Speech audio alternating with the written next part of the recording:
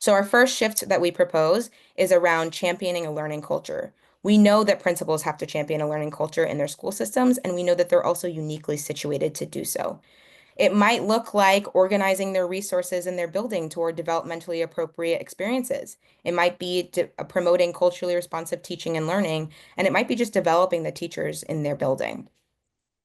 And we know that being a lead learner has an important role for principals because research tells us it can be impactful for student outcomes.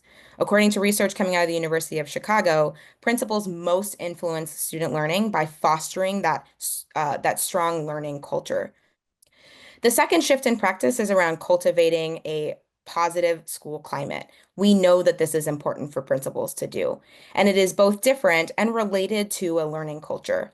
This relates to how students, teachers, and school staff feel in a school building.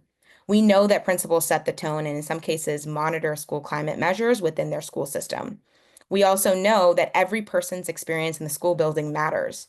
So care must be taken to create positive environments for both students and teachers. In particular, for teachers, research suggests that principals can have an impact on teacher experience. In fact, effective principals are associated with higher levels of teacher satisfaction and lower rates of teacher turnover, which can be really good for our students. And elements of positive working culture, including a positive school leadership, collegial relationships, and school culture, are of particular importance to teacher retention, all areas that we know that principals can have significant impact. The final shift that we propose in our Rethinking the Role of the Principal paper is around the orientation to the community. Principals are community leaders. Principals must take the time to ensure that there is a symbiotic relationship between schools and the communities they're situated in.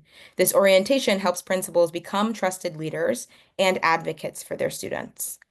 And research suggests that principals and intentional and strategic engagement with the community can have a significant impact on student achievement, belonging, and trust in the school community.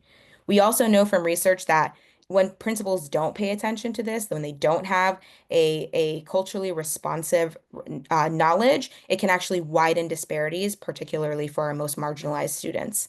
So principals must adopt this community-connected, culturally responsive leadership stance in service of strong schools, thriving students, and equitable